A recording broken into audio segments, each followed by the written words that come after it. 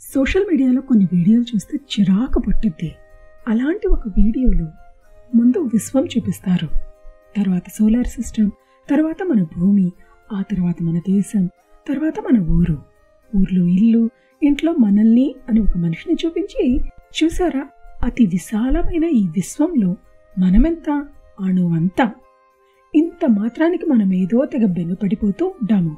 మనమెంత, మన బ్రతికెంత అని గొప్పగా చెప్తారు. మొదట్లో నేను దాన్ని నమ్మేదాన్ని. అది నమ్మి నాకు నేను in the grand scheme of this world I'm an insignificant being అని నాకు నేను చెప్పుకునేదాన్ని. ఒక్కసారి ఆలోచించండి, నాకు నేను ఈ విశాల ప్రపంచంలో నేనెంత, నా బ్రతుకెంత అని చెప్పుకుంటున్నాను అంటే నన్ను నేనెంత దిగజార్చుకుంటున్నాను. నిజానికి మనం అణువంతే, కాకపోతే ఈ అణువంత మనిషి నుండి అనంత విశ్వం జన్మించింది. మన జీవితాలు ఆ సోషల్ మీడియాలో చూపించిన దానికి రివర్స్. నా నుండి నా ఇల్లు, నా నుండి నా ఊరు, నా నుండి నా దేశం, ప్రపంచం, భూమి, సోలార్ సిస్టమ్, విశ్వం, చివరికి అనంతం, అన్నీ నా నుండి పుట్టాయి.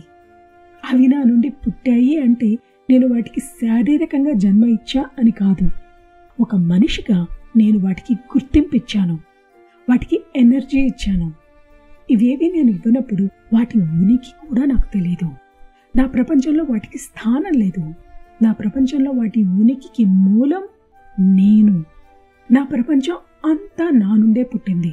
నా ప్రపంచంలో ఉన్న ప్రతి మనిషి, వస్తువు, అన్నీ నాతోనే ఈ ప్రపంచంలోకి వచ్చాయి, నాతోనే వెళ్ళిపోతాయి. అందుకే నన్నెవరైనా నువ్వెంత, నీ బ్రతికెంత అంటే నేను అనంతం, నా బ్రతుకు అద్భుతం అంటాను. నేనే కాదు, మీ ప్రపంచానికి మీరు అనంతం, మీ బ్రతుకు మీకు అద్భుతం. అలా కాదు అని మిమ్మల్ని తక్కువ చేసి ఎవరి మాటలు నమ్మకండి.